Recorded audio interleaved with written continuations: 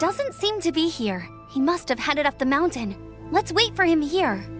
Amber, are you feeling better? Yep, all good now. Nothing to worry about. I don't know what I'd do without you guys. If not for you, I'd probably still be locked up in that cage. I really want to thank you all properly, but I can't think how at the moment.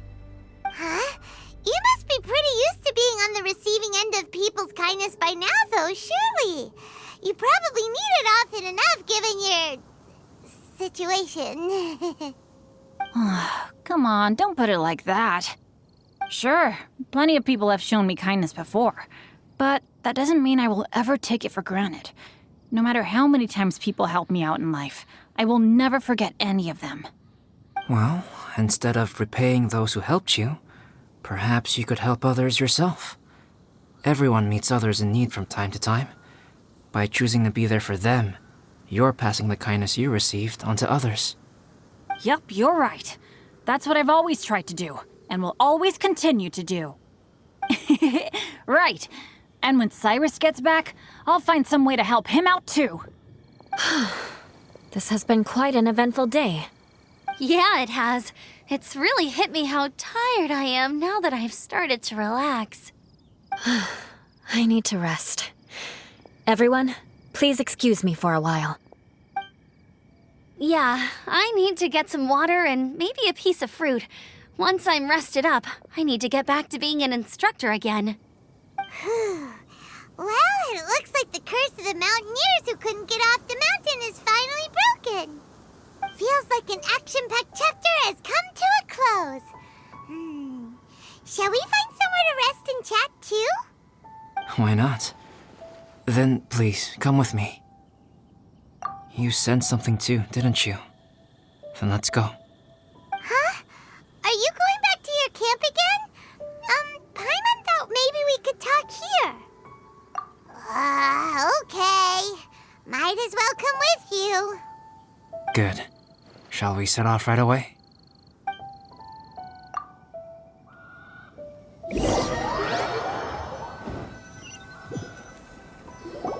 Sorry for bringing you back here once again. Some topics are best discussed in private. Is this about the imposter? That's right. I have to say, Traveler, I'm very surprised you noticed the difference between me and the imposter. Yes, this mark.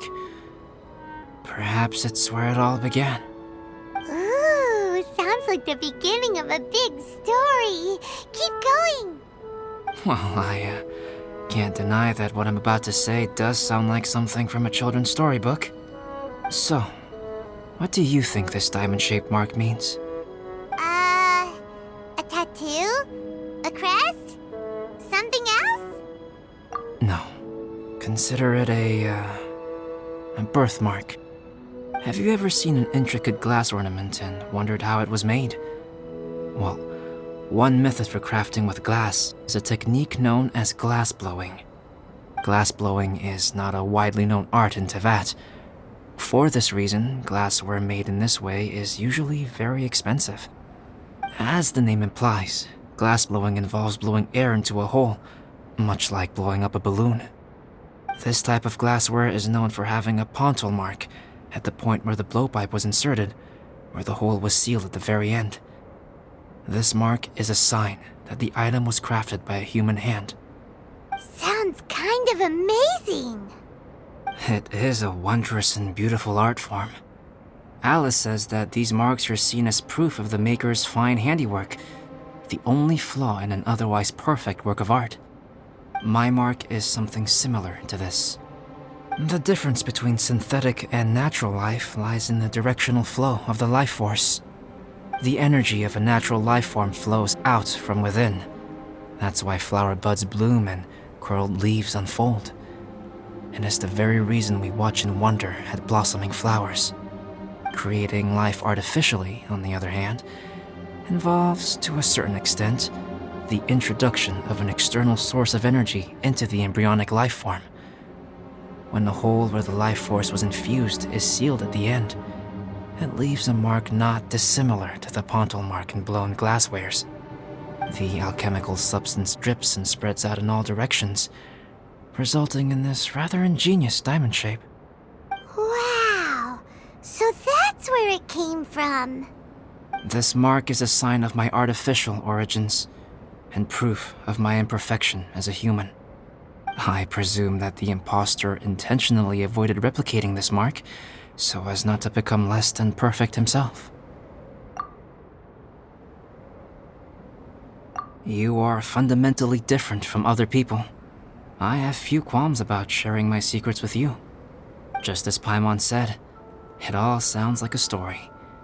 Even if you were to tell anyone else, they would regard it as nothing more than a tall tale.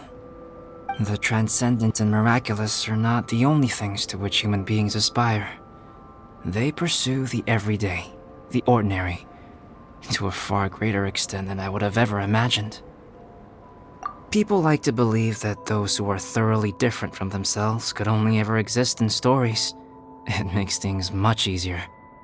Or, in other words, all of the unfathomable things we've seen recently would make good material for a novel.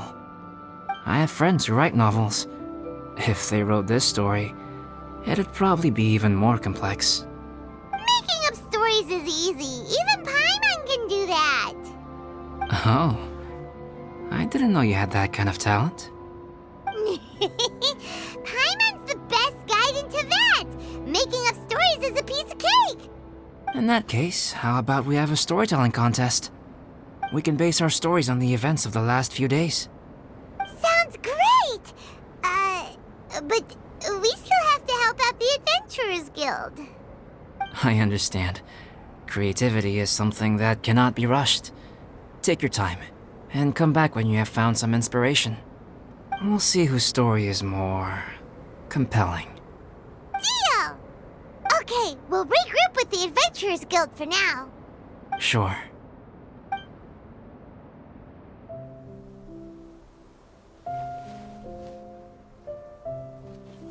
My story. Yes, I should have known. Master's failed specimen in the dragon's belly. This is where the story truly begins.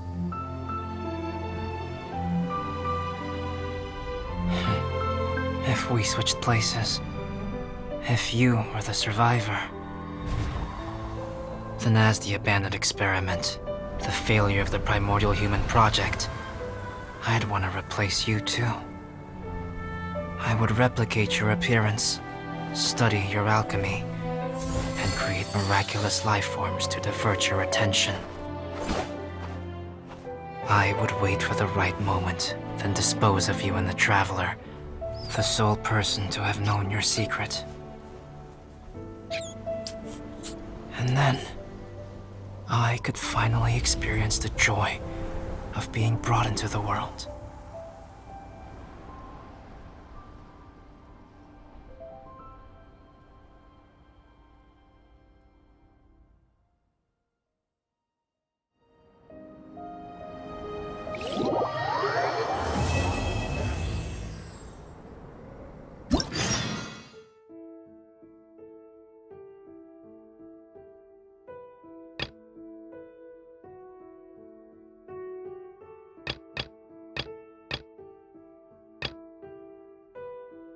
Guess what? Paimon's story is finished. Let's go see Albedo again.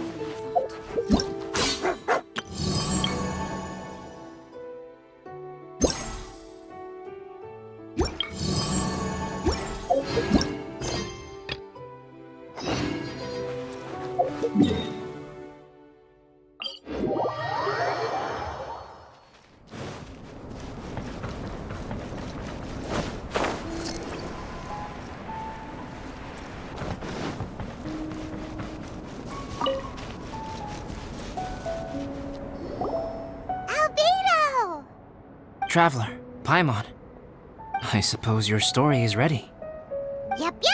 How about you? Do you need some more time? No need. I am also ready to tell my story. Paimon calls dibs. Paimon first! Please, go ahead. Okay, here goes. Once upon a time, there was an evil researcher who went into the mountains and did a crazy experiment on whopper flowers to transform their appearance. After a lot of pain and suffering, the whopper flowers finally took on a human form.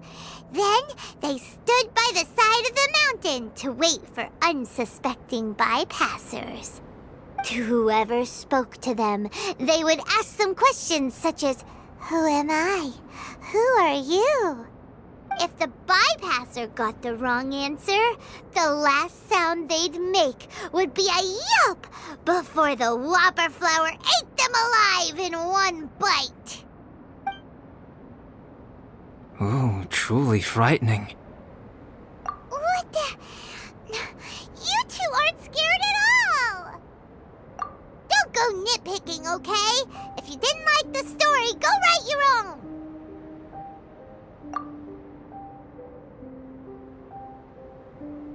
In other words, the whopper flowers would ambush and then completely replace their victims. And then what? Go back to where the person lives? Enter their home? Eat their whole family? Ah! Paimon made up this story, but now Paimon's the one who's scared by it. It's a good story. Oh, may I write it down? I may bring it up in future conversations. What for? Just to scare people with? Yes. You've got a real mean streak, Albedo. Mine is a little longer than yours. It starts with an alchemist. A great alchemist once created Subject 1. Subject 1 was her proudest achievement, and successfully blended into human society. No one ever would have thought that this friend of theirs was in fact a synthetic human. However, unbeknownst to Subject 1, the alchemist had tried the same experiment many times before he had come into being. Some of the rejects from failed experiments had been discarded, but had not died. Subject 2 was one such failed experiment. He was swallowed by a great dragon that came to rest upon a snow-swept mountain. Many years later, he was resurrected by the dragon's mysterious power. He saw all kinds of people on the mountain, including Subject 1, who had somehow miraculously blended in among them. Never in Subject 2's wildest imagination had he thought it possible for experimental life forms such as they to deceive everyone so successfully. He saw the way humans accepted Subject 1 as a friend, witnessed their affection as they addressed him by name. This was what Subject 2 wanted. Now, all that Subject 2 desired was to replace Subject 1 and take the joy of his existence for himself. This is giving Paimon the chills. So scary. Subject 2 began to unfold his plan. He stole Subject 1's books and notes and studied all that Subject 1 had learned from the alchemist. Subject 2 was highly intelligent, and he learned quickly. He changed his face into an exact replica of Subject 1's face. Then, he found a plant with mimicry capabilities and transformed it using dragon blood and alchemy. And so, not only did Subject 2 transform his own appearance to perfectly match that of Subject 1, he also created a third entity, Subject 3. What? There's 3 of them now? But Subject 2 wanted to become a perfected human. So, he erased a mark on both his and Subject 3's necks. For these marks were symbols of imperfection. In my view, it was probably a subconscious act, an instinct. He so desperately craved to become a perfect human being that he forgot something. Human beings are defined by their flaws. Subject 2's plan was meticulously crafted. Subject 3 would draw Subject 1's attention. After Subject 1 disposed of Subject 3, he would assume the threat had now disappeared and would let his guard down. The next moment that Subject 1 was alone, Subject 2 would make his move. He would eliminate Subject 1 and become the only one remaining. He would secretly replace the Subject 1 of everyone's memories and inherit his identity, residence, clothing, sword, name, and friends. People would have no idea that the individual they knew had become somebody else from one day to the next. This is way too scary. Paimon's never gonna be able to trust anyone again. But just before Subject 2 could carry out his plan, a unique stranger entered the mix. Subject 2 tried to make contact with this person, but found that they could somehow sense he was different from Subject 1. What's wrong? Are you scared? What happened then? What happened to the stranger? He became a new stage in Subject 2's plan. One more person that Subject 2 had to dispose of. It's as if there were 3 identical roses in a garden. Only one of the 3 was a fine specimen, while the other 2 were defective specimens that bore poisonous thorns. In all the world, only the gardener who tended to them could tell which was the good specimen. People do not like poisonous plants. Only a perfect rose can fetch a high price. If the inferior specimens wanted to conceal the fact of their worthlessness, they would have to take the gardener out of the picture, using their poisonous thorns. This is exactly what Subject 2 was thinking. So, he hid in the shadows and waited patiently. Maybe soon, he would get his chance to become truly human.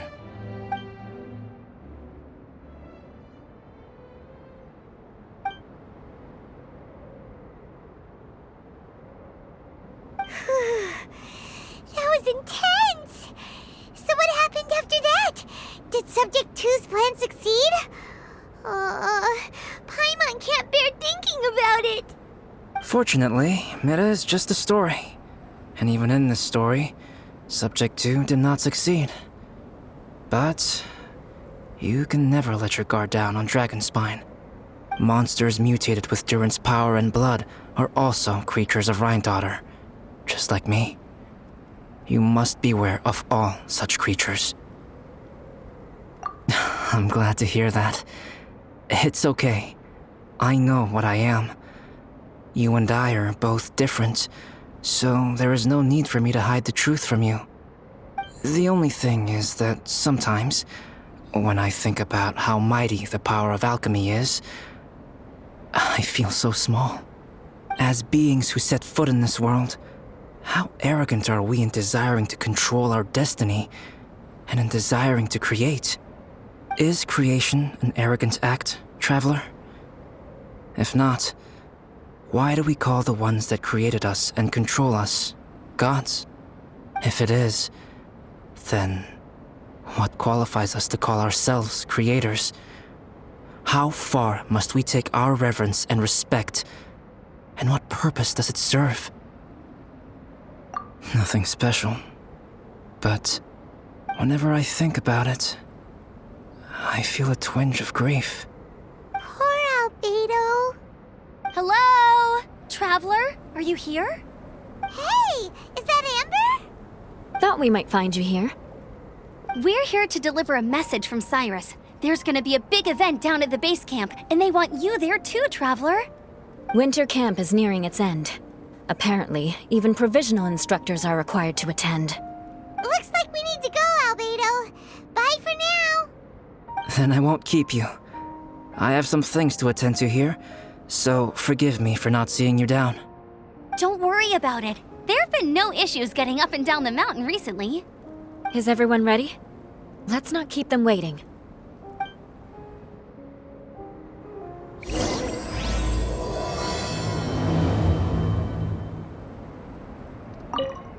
Go ahead. You're one of their instructors, no?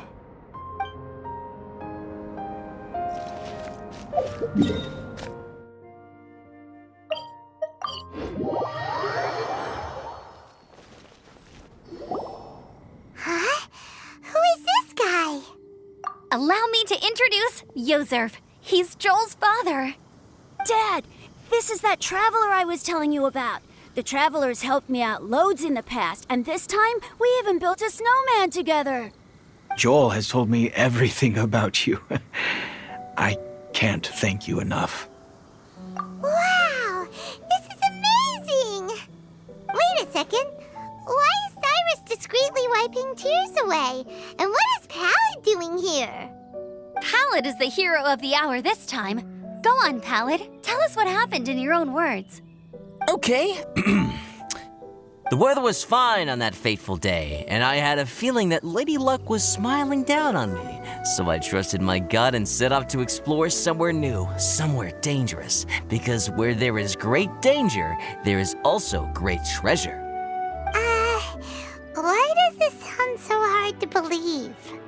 But I had only been away from the group for a short while when I fell down a slope and just started rolling. Uh-oh. Did my bad luck rub off on him when we ran into each other on the mountain? The place I fell to was somewhere I didn't recognize, and I'd sustained a few injuries. I remember thinking to myself, this is the worst luck I've ever had in my whole life. Then I met Yoserv.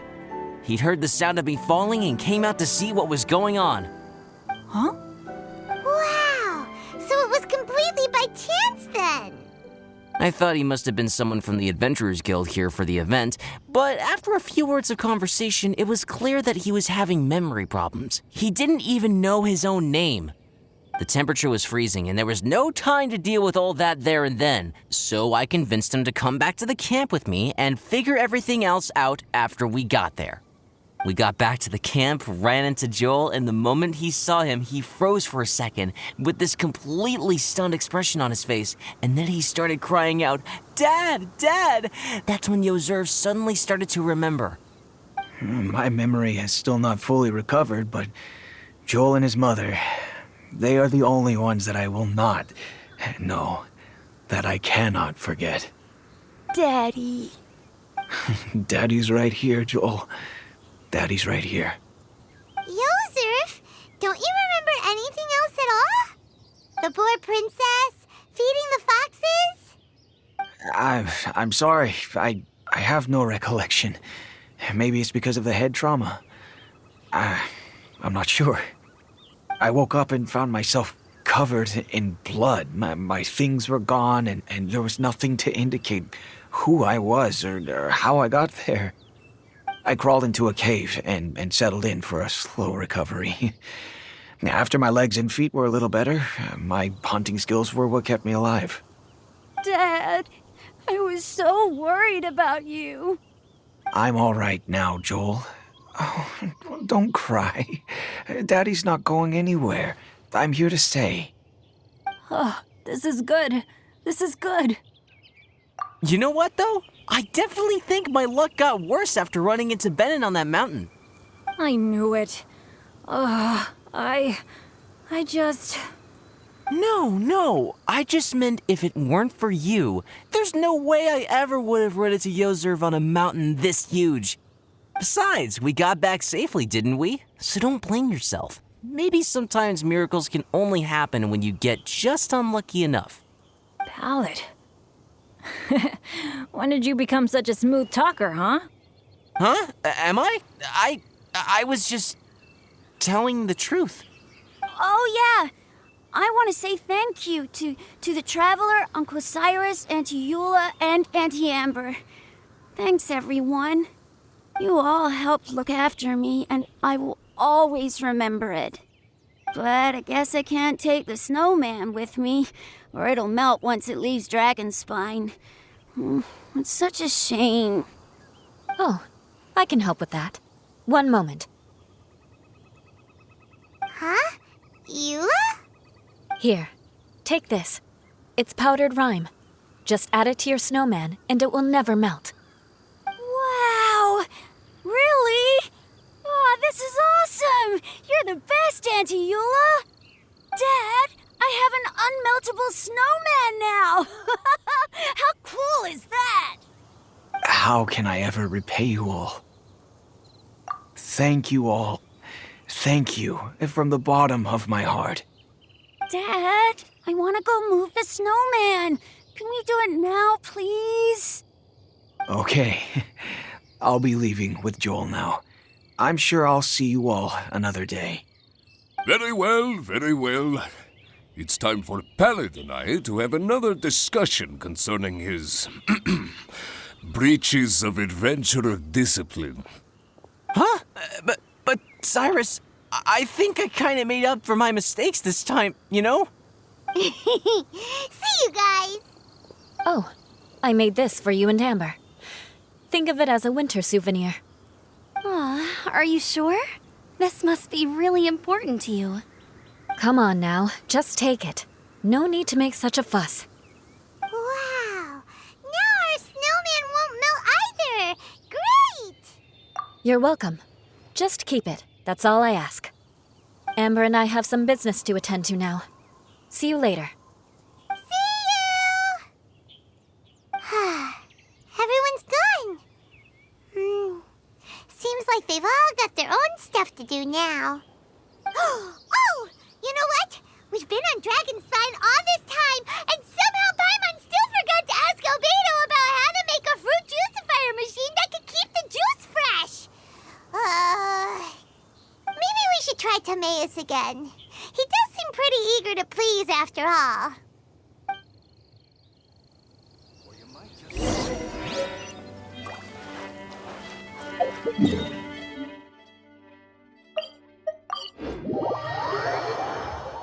Weather is not bad today.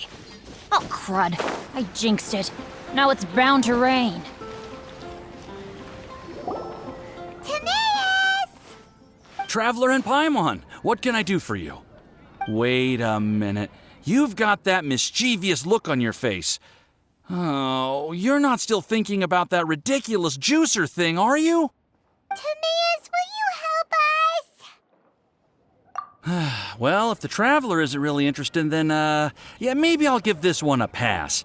It's just the weirdest request ever. No, but Paimon's Sunsettias are gonna go to waste without it.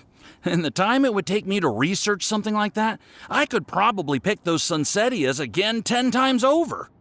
New research project, Timaeus? We meet again. Oh, Albedo, thank goodness.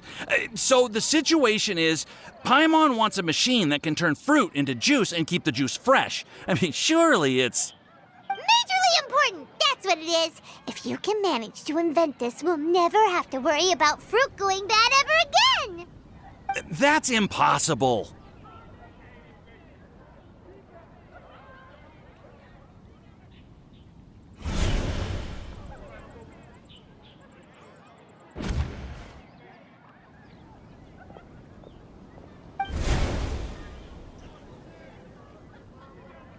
Turning fruit into juice is not hard, but keeping it fresh is more difficult. But if you simply want to keep the fruit from rotting, there are many ways to achieve this. Right, Traveler?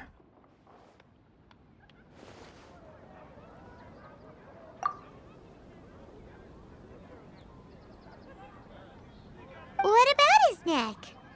What's wrong? Is there something on my neck? From the look on your face, it's as if you thought I just played a practical joke on you that was in exceedingly poor taste. Albedo, you were saying, how do you stop fruit from going bad? Well, one way would be to bury your fruit on Dragonspine, where the snow never melts all year round. But then Paimon won't be able to eat them! You could always live on Dragonspine. No, too cold for Paimon. Or you can give the fruit to me, and I would take it to Dragonspine for you. But since you don't like the cold, you'd have to send someone else to pick them up when you want them. This is where you come in, Traveler. Suddenly sounds a lot more feasible with other people doing all the work. Okay then, shall we go with that idea? Fruit buried on Dragonspine will stay fresh for much longer. However, it is also possible that the fruit will sprout and grow into fruit trees. Who knows? Maybe the next time you visit, it will have grown into an orchard. You can water the trees, add fertilizer, And when they finally bear fruit, you will have some fresh sunsettias.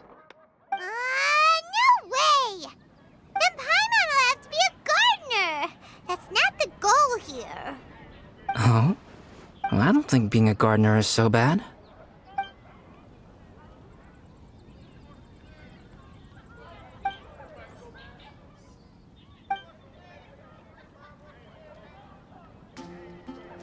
Albedo! Stop trying to get your hands on Paimon's super sweet Sinzenias!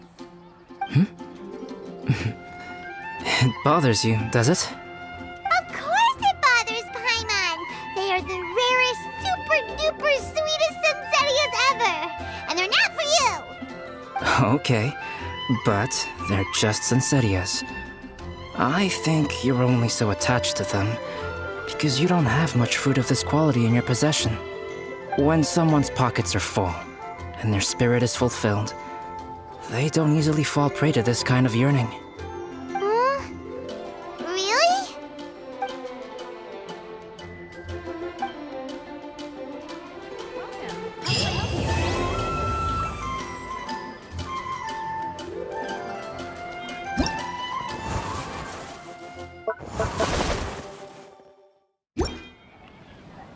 Dragonspine is too cold for ordinary fruit trees to survive. But if, one day, Dragonspine did become home to gardens and orchards, there would be more reasons for people to visit. Perhaps a little life is the key to attracting people. Life may exist in all kinds of unfathomable forms, and in all manner of unthinkable environments. Mysterious, yet tenacious. Perhaps this is what makes life so special. Truly is fascinating.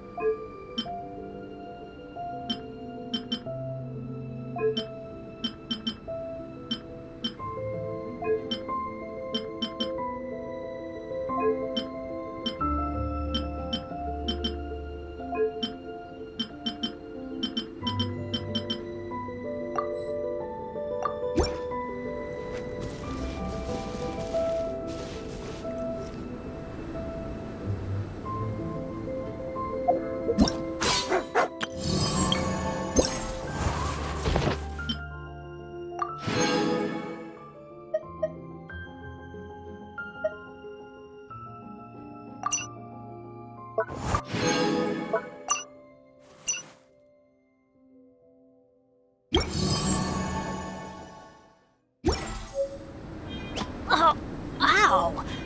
Where did that come from?